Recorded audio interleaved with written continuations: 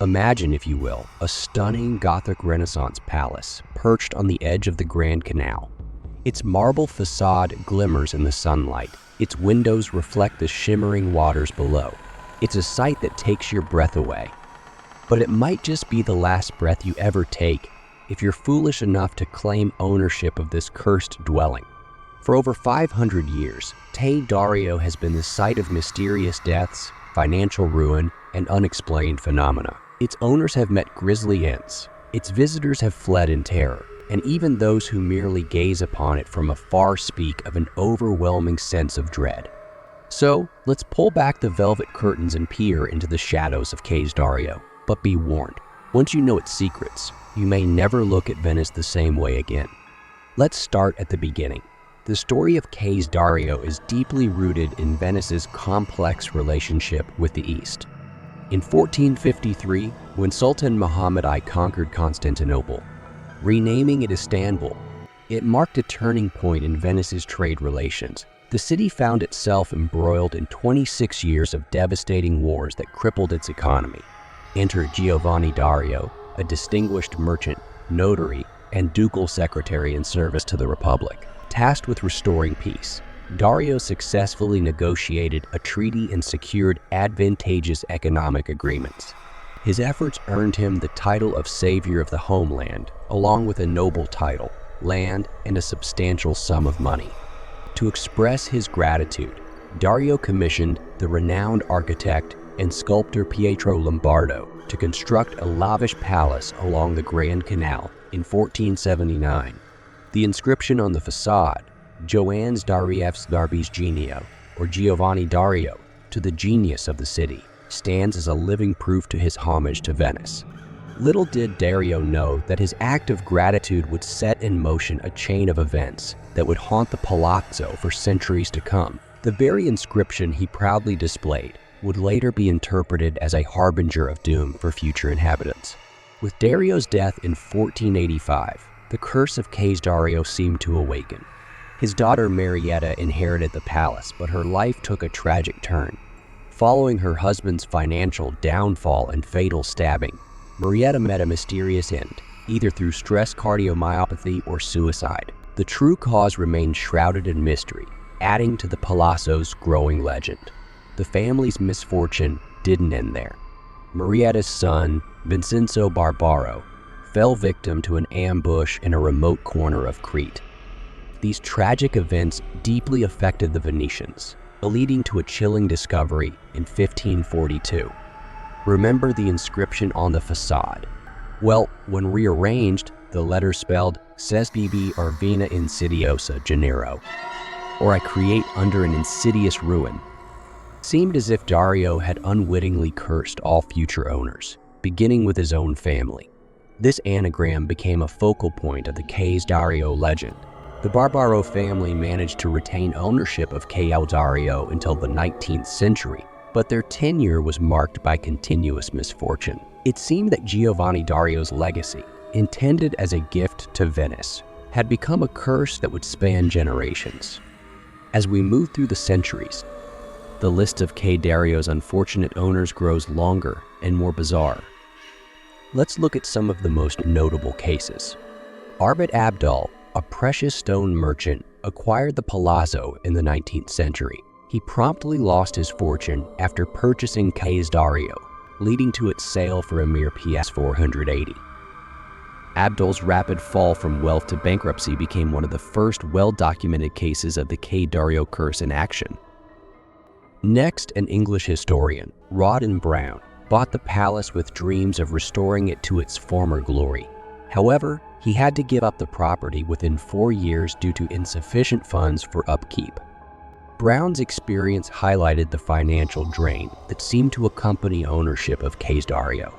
After Brown, the keys landed in hands of Count Filippo Giordano delle Lanze. The Count met a tragic end at the hands of his lover, a Croatian sailor named Raul Blasic. This murder-suicide shocked Venetian society and further cemented Ca Dario's reputation as a place of tragedy. The manager of the rock band, The Who, Kit Lambert, faced financial turmoil and strained relations with the band during his ownership of the Palazzo. Despite publicly disavowing belief in the curse, Kit Lambert claimed to be plagued by spectral entities he believed haunted the palace. His tenure ended in financial ruin and deteriorating health. These stories span different eras and involve people from various walks of life. Yet, they all share a common thread of misfortune tied to their association with Ca Dario. The curse seemed to extend beyond mere ownership, affecting even those who considered buying or merely visited the Palazzo. Ca Dario's notoriety attracted several famous figures over the years, each experiencing their own brush with the curse. The famous Impressionist painter Claude Monet captured Ca Dario's facade in a series of paintings, exploring diverse lighting conditions. While working on these pieces, Monet reported seeing a ghostly female figure staring back at him from a third-floor window. This encounter added an artistic dimension to the Palazzo's supernatural reputation. The infamous occultist Aleister Crowley rented the palace in the 1920s with his partner Mary Desty. Their stay was marked by bizarre rituals, rampant drug use, and a descent into decadence. Crowley claimed to hear anguished, disembodied voices echoing through the halls and reported seeing apparitions, including a weeping woman and a hovering specter with hollow black eyes. He believed this specter was the palace itself, sentient and enraged at his dark rituals. After months within the palace, Crowley emerged hollow-eyed and shaken, refusing to recount the events inside. Mario del Monaco, the renowned tenor's journey to explore the palace in 1964, ended in a severe car accident, temporarily halting his activities. This incident prompted him to abandon the idea of purchasing Ca Dario, succumbing to the ominous rumors surrounding the building. The filmmaker Woody Allen considered buying the property in the late 90s, drawn to its romantic and melancholic charm. However, he ultimately refrained, perhaps warned off by its dark history. The bassist of The Who, John Entwistle, rented the Palazzo for a holiday in 2002. Tragically, just a week after returning home, he succumbed to a heart attack exacerbated by cocaine use. While Entwistle had a history of heart issues, the timing of his death so soon after his stay at Ca Dario raised eyebrows. These encounters with fame only served to amplify the Palazzo's sinister reputation. Even those who spent just a short time within its walls seemed to be affected by its malevolent influence. Over the centuries, numerous theories have emerged to explain Ca Dario's curse. Some claim the Palazzo was built on an ancient Templar burial ground, disturbing the rest of these legendary knights. This theory plays into the mystique surrounding the Knights Templar and their supposed occult knowledge. Others believe a magical talisman on a neighboring palace's water door negatively influences Ca Dario. This speaks to the Venetian belief in the power of symbols and magical objects. There are those who see the Palazzo as a focal point for mysterious, malevolent energies.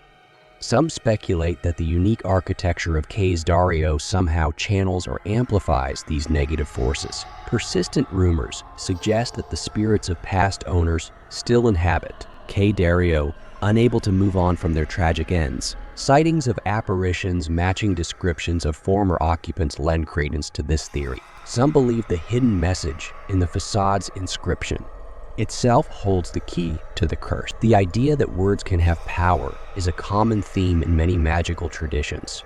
There are suggestions that dark events occurred on the grounds where Ca Dario was built, long before its construction. These unknown tragedies are thought to have left a permanent mark on the location.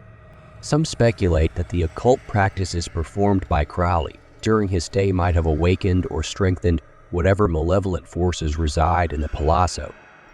While we may never know the true source of Ca Dario's dark reputation, these theories continue to fascinate and terrify in equal measure.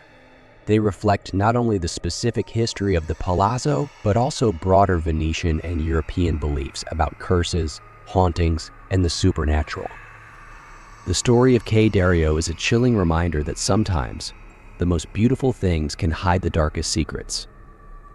For over 500 years, this stunning palazzo has been a nexus of tragedy, a place where dreams of grandeur turn to ash and where the boundary between life and death seems frighteningly thin. Is Ca Dario truly cursed? Or is it simply a victim of its own legend, forever tainted by the weight of its tragic history? Perhaps we'll never know for sure. But one thing is certain: the next time you find yourself in Venice, you might want to think twice before stepping through the doors of this beautiful, terrible place. After all, the curse of Ca Dario is still very much alive. And who knows? It might just be waiting for its next victim. What do you think about the curse of Ca Dario? Share your thoughts in the comments below. And if you enjoyed this journey into one of Venice's most terrifying mysteries, don't forget to like this video and subscribe to our channel.